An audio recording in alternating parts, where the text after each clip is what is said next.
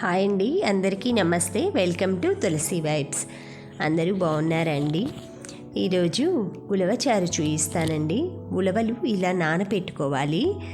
ఇవి 16 గంటలైతే నేను నానబెట్టుకున్నానండి. ఉలవలు ఇంకా ఎక్కువసేపు అయినా మీరు నానబెట్టుకోవచ్చు. ఫస్ట్ ఈ వాటర్ని అయితే ఇలా శుభ్రంగా 8 టైమ్స్ అలా కడిగి వేయాలండి.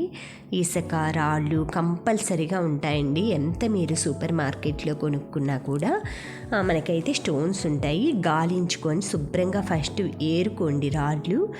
తర్వాత వాటర్ వేసి 8 టైమ్స్ కడిగిన తర్వాత నానబెట్టిన తర్వాత రెడ్ కలర్గా వస్తాయండి. అవి వంపి పెట్టుకున్నాను పక్కన బౌల్లో.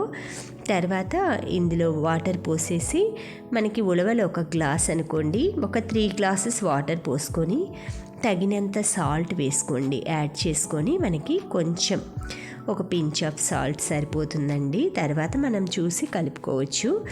ఇవి నేను 16 విజిల్స్ వచ్చిందాకా పెట్టుకున్నానండి. అంటే మనకి ఎక్కువ విజిల్స్ వస్తే ఇవి బాగా కుక్ అవుతాయన్నమాట. ఖచ్చితంగా దగ్గర ఒక 15-16 విజిల్స్ అయితే రావాలండి, లేకపోతే గట్టిగా ఉంటాయన్నమాట. ఇలా ఉడికిన తర్వాత మనం అవి పక్కన పెట్టేసుకొని వాటర్ అవి వంపి ఉలవలైతే ఆరబెట్టుకోవాలండి. మిక్సీ పట్టుకోవాలి కాబట్టి. తర్వాత ఒక పాత్ర పెట్టుకొని మట్టి కుండ ఆయిల్ పోసి, ఆయిల్ అయితే హీట్ ఎక్కుతుంది.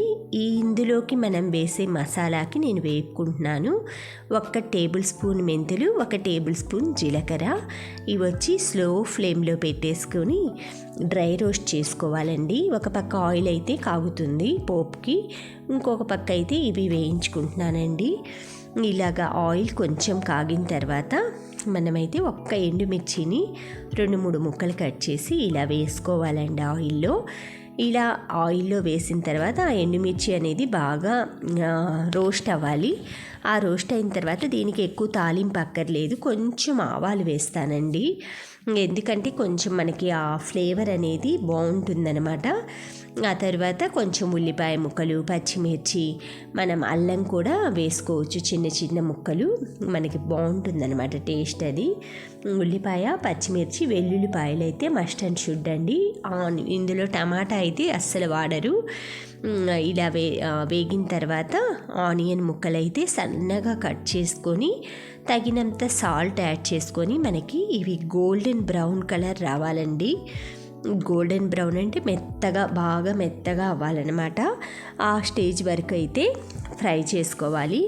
ఈ విధంగా ఫ్రై చేసుకునే లోపు మనకి ఇవి మెంతులు, జీలకర్ర కూడా రోస్ట్ అయిపోతాయి.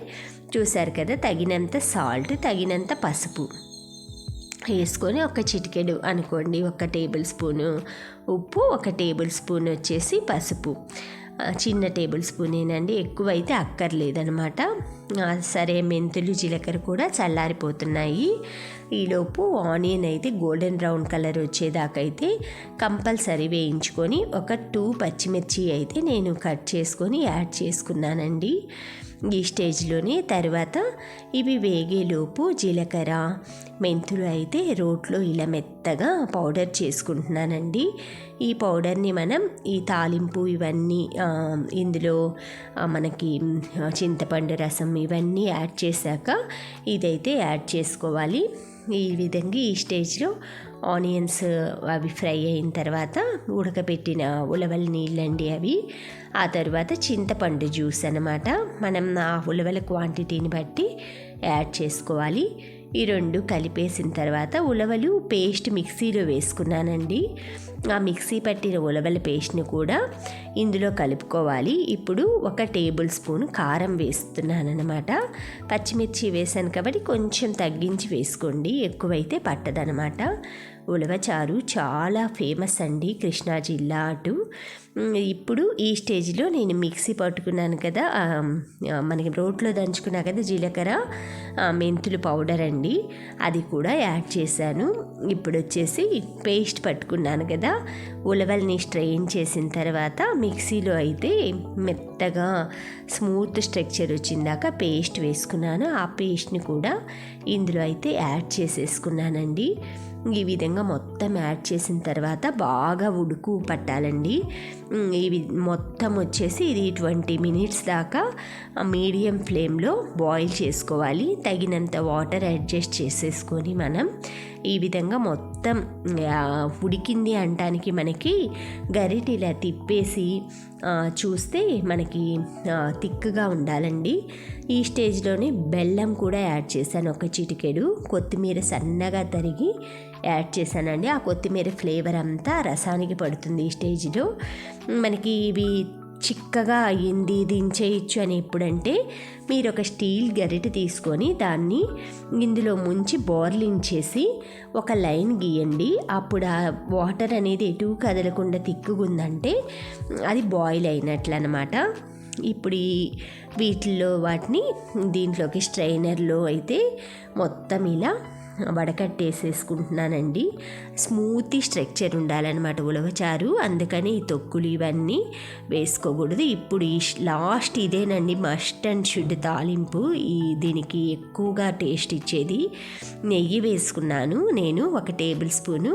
అందులో కొంచెం ఆవాలు, 1 ఎండుమిర్చి, కొంచెం కరివేపాకు వేసానండి. అంతే అండి, ఇంకేం అక్కర్లేదు. ఇందులో యాడ్ చేసేసుకొని మనం తినే అప్పుడైతే కొంచెం మేగడ ఉంటుంది కదా, పాల మీద మీగడ, అది యాడ్ చేసుకోండి. అంతే అండి, ఉలవచారు వేడివేడిగా ready. Thank you friends, thank you for watching, thank you for valuable time.